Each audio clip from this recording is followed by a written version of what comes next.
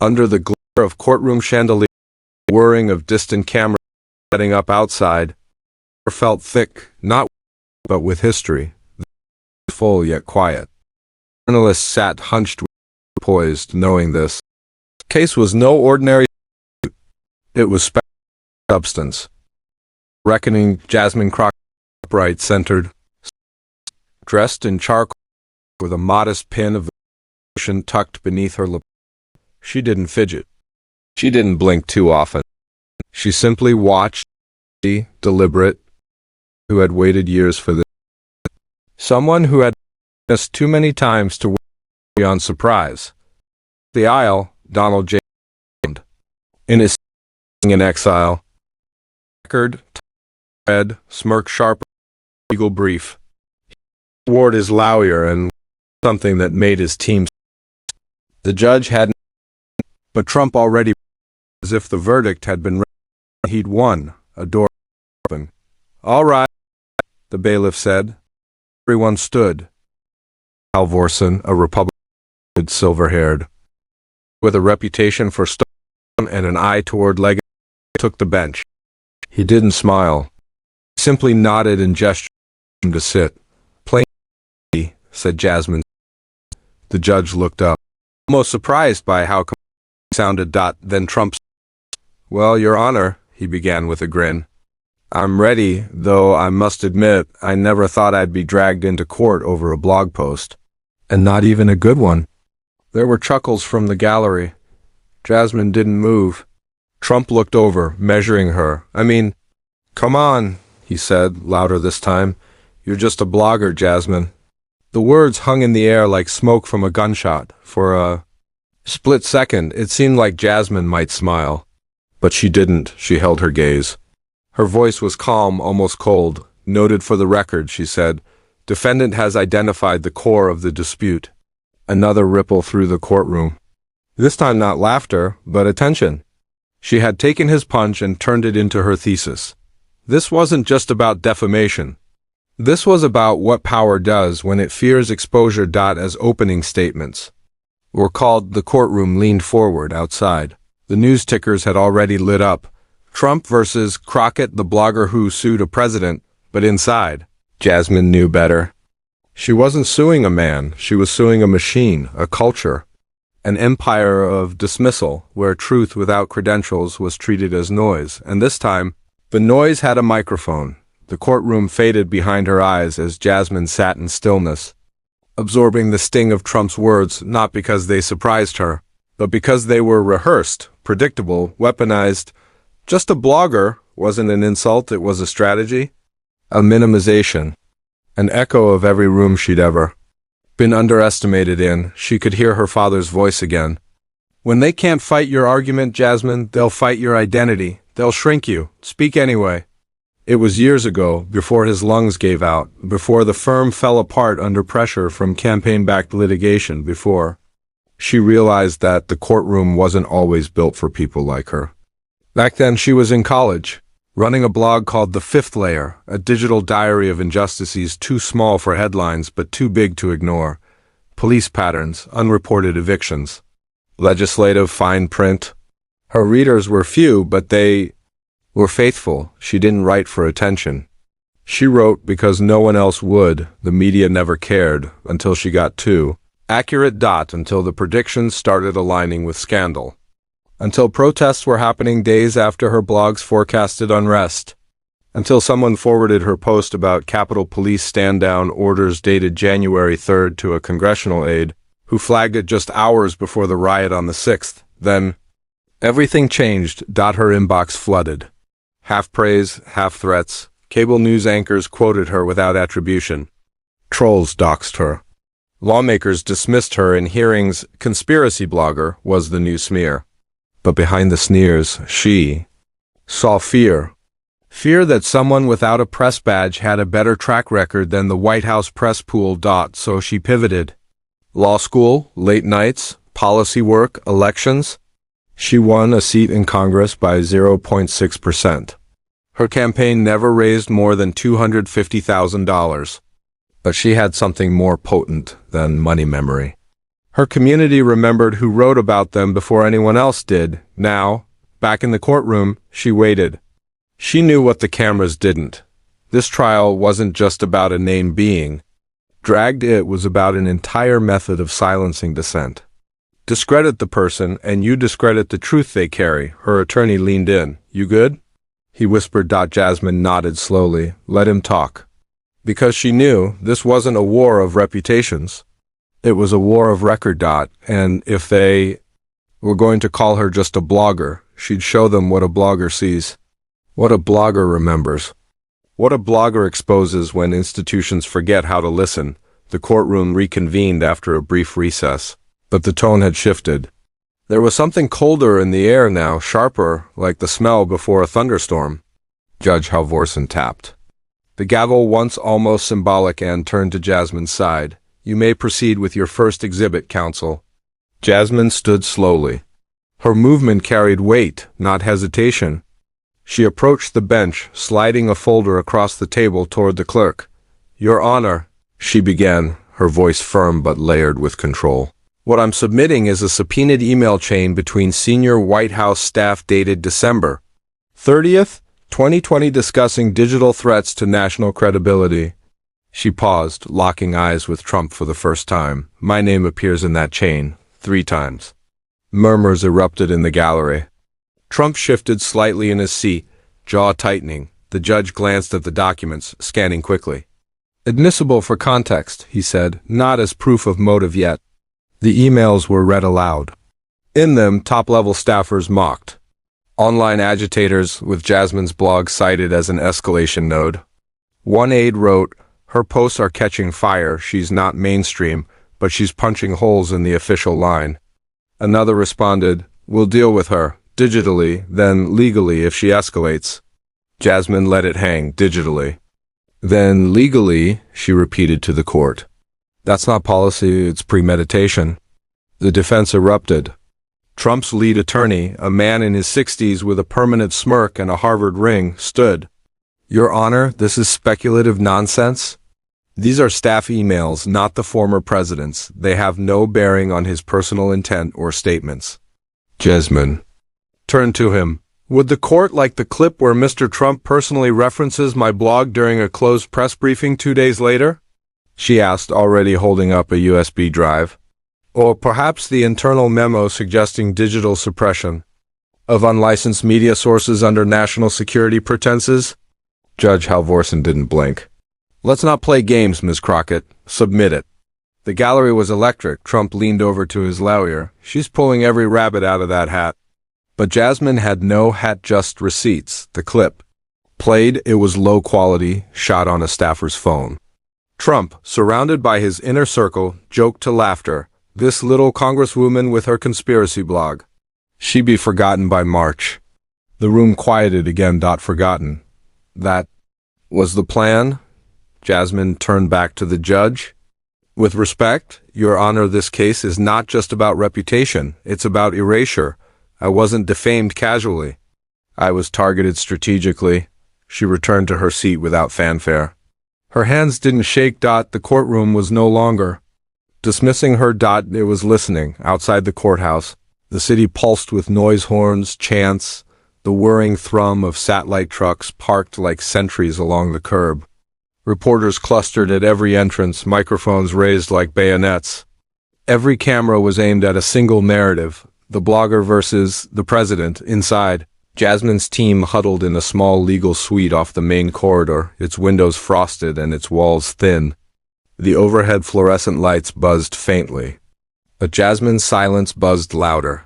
CNN just picked it up, said Andre, her communications director, holding up his phone. They're calling it Crockett's Constitution. That clip of you reading the email premeditation is everywhere. Trending number 3 on X, said Lila, her legal aide, scrolling furiously. The hashtags are wild. Hashtag blogger vs billionaire, hashtag silence no more, and hashtag just a blogger, but flipped. Jasmine sat at the edge of the table, arms crossed. She didn't look impressed. They'll twist that in 24 hours, she muttered. They always do. Andre glanced up. You're winning the narrative. I'm not here to trend, Dre. I'm here to crack something open before it hardens. Into precedent. A knock at the door startled them. A clerk poked his head in. Court resumes in 10. Press is thicker now, just a heads up. The door closed again. Layla exhaled hard. You think they're gonna move to dismiss? They'd be foolish not to, Jasmine said, and she was right. Moments later, back in the courtroom, Trump's legal team made their first major play, a motion to dismiss the case on grounds that Jasmine, by virtue of her online presence and congressional role, qualified as a public figure. That meant she'd need to prove actual malice in the defamation, a much higher legal threshold. Your Honor, Trump's lawyer began, pacing with performative calm, we are not here to debate the credibility of Miss Crockett's blog. But legal proceeding requires that, if one engages in political speech on public platforms, they do. So, accepting a degree of criticism harsh, even unfair, so long as it isn't knowingly false. Our client's remarks, if offhanded, are protected, full stop. The judge nodded thoughtfully. Objection, Jasmine said, rising. I welcome criticism. What I object to is coordinated discrediting of my identity to silence the content of my speech. I'm not here to punish a personal insult. I'm here because the system tried to erase the function of what I do. Trump leaned forward, half grinning. You mean blogging? Jasmine turned slowly. Her voice never rose. I mean documenting what others refuse to. And yes, if that threatens the powerful, then call it whatever you want. The courtroom held its breath. The judge did not rule on the motion yet. He deferred it. That alone was a victory, a quiet acknowledgement that this wasn't a vanity case. It was structural. Later that evening, Jasmine sat in her hotel room, staring at a news banner. Who protects truth when it's not credentialed? Her phone buzzed, unknown number. No voicemail. She let it go, then it buzzed again, this time a message. Drop this or we drop you. She looked out the window. Protesters were gathering with signs. Some wore shirts with her blog's logo. One read, just a blogger. Just enough. Jasmine turned the phone over and slid it into the drawer. The storm was only beginning. Rain tapped softly against the hotel window like a warning whispered through glass. Jasmine stood barefoot on the carpet, arms folded across her chest, watching the street below flicker with police lights and press vans. Her reflection stared back, tired, unflinching. And alone, a sharp knock broke her focus. Andre stepped in, soaked, his hoodie clinging to him. We've got something, he said, voice low. He held up a thumb drive wrapped in a napkin. Anonymous drop, came to the office, no note, just this. Jasmine didn't move. What's on it? Andre hesitated. You'll want to sit down. A few minutes later, the room darkened as Jasmine's laptop screen lit up. Andre plugged in the drive. A video loaded, grainy.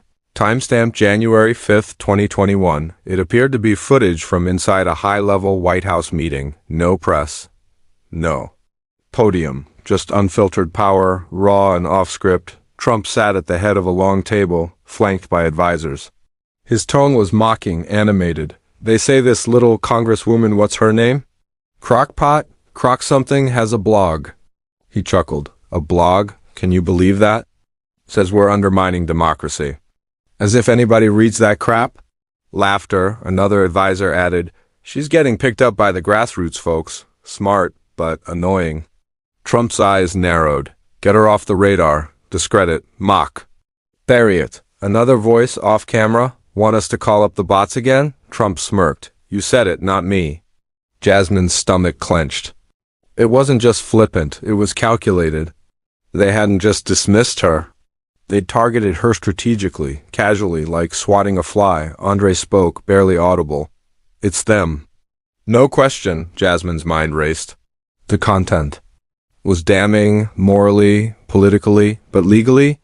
Inadmissible, she whispered. It's probably illegally obtained.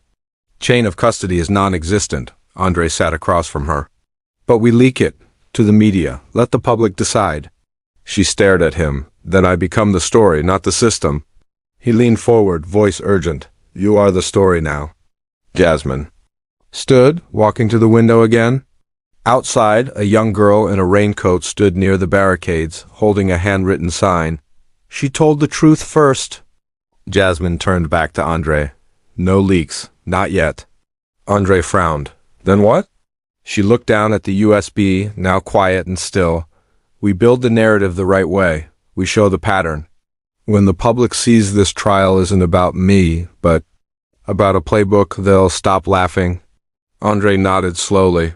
And when they stop laughing, Jasmine's voice was a whisper, they'll start listening. The courtroom felt colder that morning. Rain still clung to the courthouse windows, but the storm had moved inside. Trump's lead counsel, Samuel Granger, stepped forward with the confident gait of a man who'd argued before the Supreme Court. He adjusted his gold cufflinks, cleared his throat, and spoke as if lecturing a class he'd already deemed unworthy. Your Honor, we are here to address not just speech, but status, he began. Ms. Crockett's blog, though digital, unsanctioned, and amateur, functioned as public commentary. In Gertz v. Welch, the court held that individuals who thrust themselves into the public eye become limited-purpose public figures. Ms. Crockett, by publishing political takes and appearing on online panels, invited scrutiny. The threshold of actual malice applies. He looked at the jury, letting the weight of the law carry his smugness. The First Amendment protects robust debate, not fragile egos. Trump gave a small thumbs up from behind the desk. The cameras caught it. Jasmine rose, calm. She walked toward the center of the courtroom, not rushed, not rehearsed. Just deliberate. I appreciate the history lesson, Mr. Granger, she began, voice smooth but edged with fire.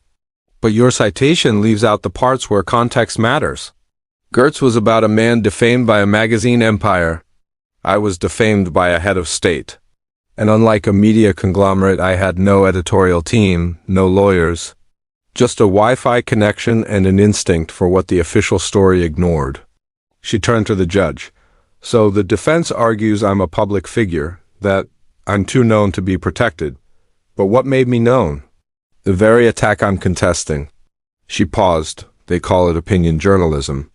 But if an unverified YouTube clip had defamed them, we wouldn't be arguing about classification, we'd be arguing about injury. She paced now, energy rising. They want it both ways. When I write, I'm just a blogger. When I sue, I'm suddenly the media held to the same standard as the New York Times. But I don't have their platform. I don't have their resources. I just have truth. So tell me, Your Honor, she stopped. If a blogger with no institution behind her is now the press, then who protects the truth when the truth stands alone? The courtroom froze. Even Judge Halvorson blinked, lips tightening. I'm calling a recess, he said. Abruptly, voice softer than usual. Back in 1 hour. The gavel dropped. No one moved. The trap had been exposed. Not hers. The wood-paneled conference room was intentionally plain, no cameras, no microphones, just polished surfaces and the lingering scent of old cigars. Jasmine sat at the far end of the long table, alone except for her attorney, while across from her sat 3 members of Trump's legal team, flanked by an aide who had once walked the halls of the West Wing like he owned them. The lead negotiator leaned forward, fingers steepled. Miss Crockett, let's not pretend this circus benefits anyone. We're prepared to offer a settlement 7 figures. He slid a folded document across the table, and a retraction, added the second. Lawyer. Non-public, but official, an acknowledgement of mischaracterization. We even have a friendly outlet prepared to spin the optics. All you'd need to do is sit down for a handshake interview. Optics are everything. Jasmine stared at the paper without touching it. You want me to end this on a photo op? She asked, voice quiet but coiled. The Trump aide smiled like a man who'd won 100 games in backrooms, just like this one. We all win. You get validation. We get de-escalation. America forgets. Jasmine inhaled slowly. This isn't about me, she said. It never was. She stood. If you silence me off camera, you'll silence others on it. The point isn't the insult. It's the permission behind it. If we settle in secret, you don't just erase the case, you erase the people watching it. Her lawyer gently touched her arm, unsure. Jasmine, she looked at him, I'm not bargaining with truth. She turned to the aide. And you think America forgets? Maybe, but I don't, and I'm betting millions of others won't either. Without another word, she walked out. The door shut behind her like a gavel. Within hours, the refusal leaked just enough to ignite. By morning, hashtags flared like wildfire.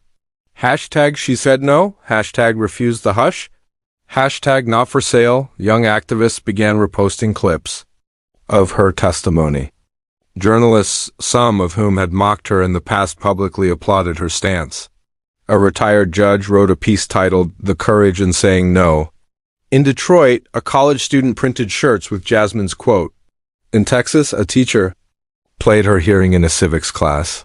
The courtroom, once a stage for humiliation, had transformed into something more dangerous for those in power. It had become a reckoning, and Jasmine, she'd just raised the stakes. The courtroom was already tense when Jasmine stood and requested permission to call a previously undisclosed witness.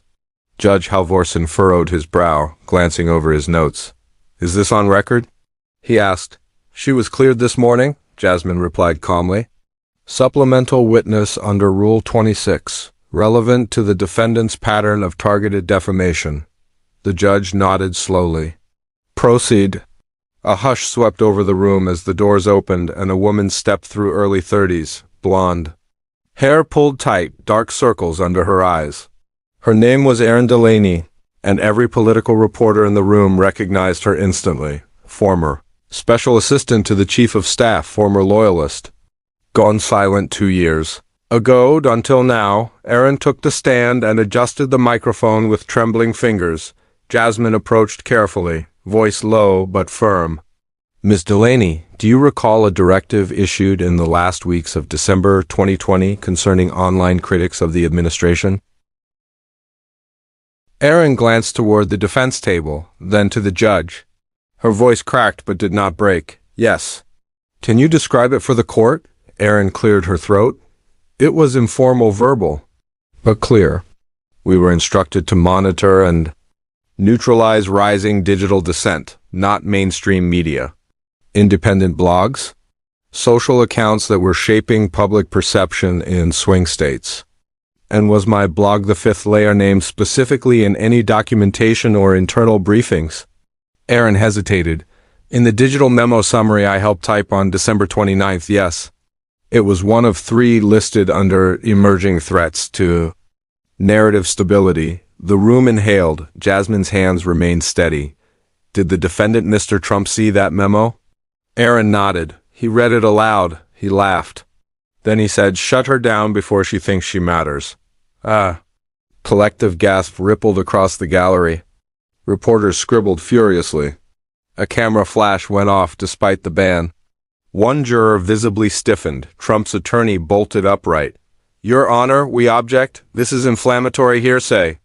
The defense moves for an immediate mistrial. Judge. Halvorsen didn't flinch. He looked at Erin. Were you present when those words were spoken? I typed the transcript myself. The judge's voice was cold. Mistrial denied. The testimony stands?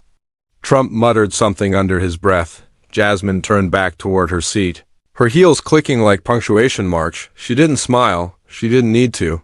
The archive had spoken. And it had named her. The following morning, the courtroom felt heavier, not with noise, but with gravity. Something had shifted. Jasmine could feel it in the way the reporter stopped whispering when she entered. In the way the jury made eye contact now, not with curiosity, but with recognition. They didn't see a plaintiff anymore. They saw a threat to the order they thought was uncheckable. She approached the bench with a stack of printed blog entries, each carefully archived and time-stamped, not dramatic, not clickbait, just detailed, precise, uncomfortably accurate. Your Honor, she said, lifting the papers for the court to see. I'm submitting Exhibits J through R, selected blog posts I wrote between 2018 and 2020, years before the Capitol riot, years before I held public office. The judge nodded. She handed them to the clerk and turned to the jury. These posts didn't go viral. They didn't get press. Most received fewer than 500 views. But they documented patterns, executive actions, language manipulation, Regional protest escalations long before they broke into the mainstream? She paused, unfolding one printout. This entry is from March 2019, I wrote. Watch the rhetoric shift from outsider blame to internal enemy. They'll go from immigrants to journalists. Then from journalists to citizens. The final stage is when they say nothing can be trusted except themselves. She let the silence work. Another printout. This one is from August 2020, a week before a federal raid on protesters in Portland. I wrote, they will use the pretext of order to silence independent reporting, especially from women. Especially from black women. The defense shifted uncomfortably. Granger whispered furiously into a notepad. Jasmine turned back to the judge. These aren't predictions, they're receipts. I wasn't speculating, I was tracking, documenting, analyzing what those in power hoped would be too boring to notice. She held up one final blog post, and this was the one that got me flagged. It was titled, January 6th won't be a protest. It'll be a signal. She read the opening line aloud. Watch for silence from leadership. Watch who calls it a disruption instead of an attack. Watch who blames the bloggers, not the bullhorns. Gasps, a beat passed before the judge spoke. Defense may cross. But the moment was already set. For the jury, for the gallery, for the millions watching online, there was no spinning it. Jasmine Crockett hadn't stirred controversy. She had seen it coming, and they called her a liar only when the world caught. By the time Donald J. Trump took the stand, the courtroom wasn't just a legal arena, it was a national stage. News outlets had cut from regular programming to broadcast live. Commentators called it the trial that tells America what it really is. Some called it a spectacle. Others called it overdue. Trump walked in like a man entering a boardroom. He believed he still owned .hand on the Bible. Oath sworn. The gallery didn't blink. Jasmine rose from her chair with a slow, deliberate grace, carrying only one sheet of paper and a pen. No theatrics. Just precision. Mr. Trump, she began. Do you recall referencing me by name in a private staff meeting? On or about January 4th, 2021? Trump leaned into the mic with the cocky edge of a man used to swatting questions like flies. I don't remember every blogger I've made fun of, he smirked. There are so many. Polite laughter from his legal team. But you? Remember me, Jasmine said. No smile, just pressure. Trump shrugged. Sure, you're the lady who made a career out of being angry online. I saw a few of your posts. Pretty dramatic stuff. Jasmine glanced at the paper in her hand. And in those posts, did I lie? Trump paused. I'd say exaggerate. She stepped closer to the jury box, her eyes never leaving him. Did I fabricate sources? No, you just twisted things. Twisted? She echoed, like quoting officials verbatim? Or like anticipating political outcomes before the White House did? Trump grew agitated. Look, you're asking me to remember noise. That's all your blog ever was. You're not a real journalist. You're a content creator. Jasmine let it sit. Then she spoke quieter. Content creator, not a journalist, not a congresswoman, not an analyst. Just a woman posting online. And that, she turned to the jury, is why I was fair game?